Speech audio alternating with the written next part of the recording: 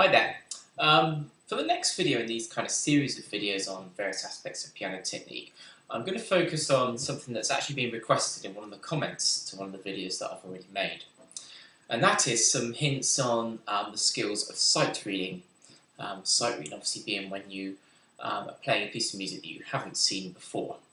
And so you haven't had the chance to practice it and look at the notes in detail. You're expected to just give a reasonable performance of how the piece might go.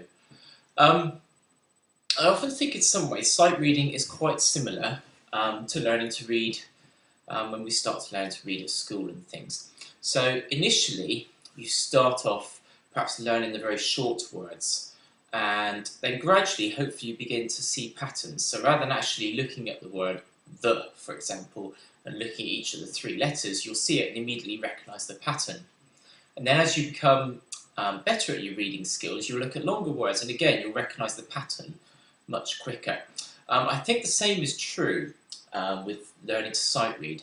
So initially when you start off sight reading, you're probably having to think about almost every note and every detail. But what I try to encourage people to do is, as early as possible, start to notice patterns. So for example, we may have a section where the notes move up one at a time.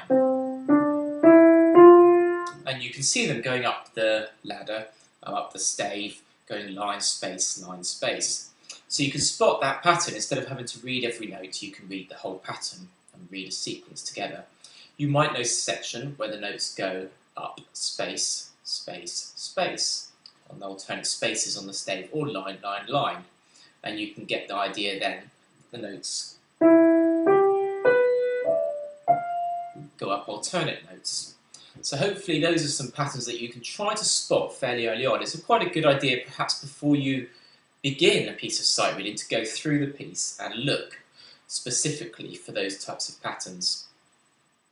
As you get onto more advanced sight reading, you may well come across chords, or you have groups of notes to play together.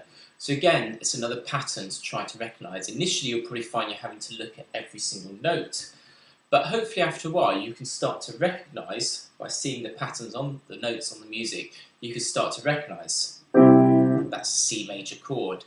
And hopefully you can start to recognise the different inversions, the different ways in which we might see C major chord. So that's going to help you out a lot, because instead of having to read every note, you can read the whole chord and play the chord. Obviously, gradually you'll get onto more complicated chords. Instead of just major and minor chords, we might find we've got diminished chords, dominant sevenths and things like that.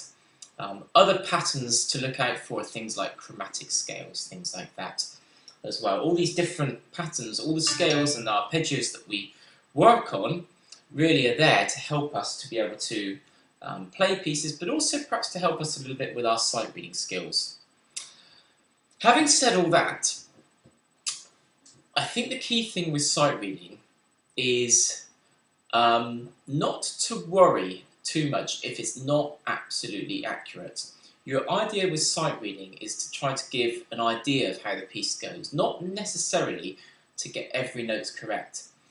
The key things when we are sight reading is to aim for steady pulse, so that rhythmically we're as accurate as possible. There's a steady beat going all the way through the piece. And to get an awareness of the key. So always look at which key we're in, whether it's a major or minor key, and which key it is. Obviously, as you get onto more complicated sight reading, you will find you get more sharps and flats. But always try to get that awareness of the key. And if you get an awareness of the key, if you get a nice steady pulse, then the sight reading will work, even if there are one or two small slips. If we hesitate or stop when we make a mistake, we lose that steady pulse, and then that mistake will really spoil the overall performance, if you like. But if we manage to just keep going, even though we've made a mistake, and keep it accurate, it will work. Just to demonstrate that, one thing I do with a lot of my beginner pupils is I'll play a piece of sight reading. This is a little grade 8 piece here, grade 8 sight reading piece, and I'm going to play it the first time. I won't play the whole thing, but I'll play the first time in a very hesitant way. I'll play all the notes accurately, Okay, so all the notes will be as they are on the music, but it's going to be very, very hesitant. Here we go.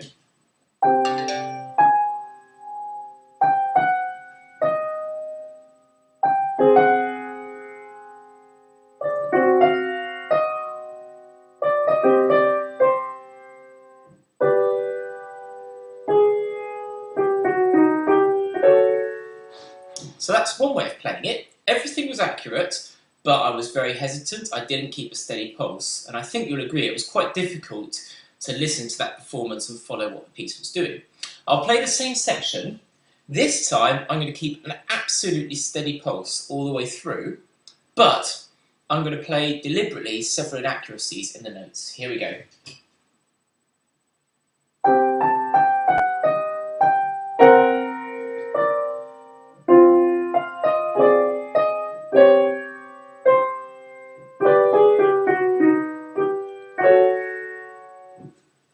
Now, I think you'll agree that although there were inaccuracies there, and you could probably spot some of them, because it kept flowing along and it kept a steady pulse, it was a lot easier to follow and made a much, much nicer performance. So when you're doing your sight reading, try your best to keep going.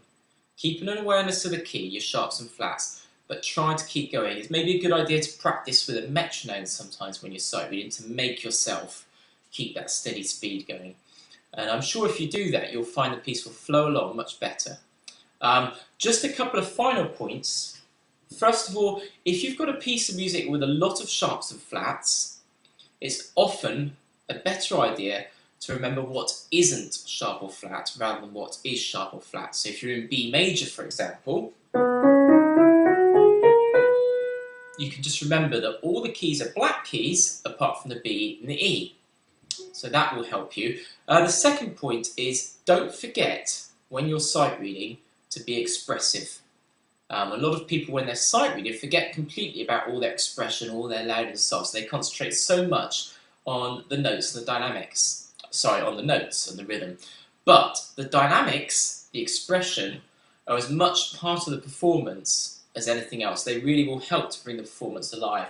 So when you're sight reading, always look at the dynamics and try to bring them out in your performance so that we end up with a interesting and a nice, enjoyable performance to listen to. So there's a few ideas on sight reading. Do add your comments. I'm sure some of you will have some other ideas which perhaps you can add some comments and get some discussion going. And look forward to chatting to you all soon when I get another video up on here. Thanks.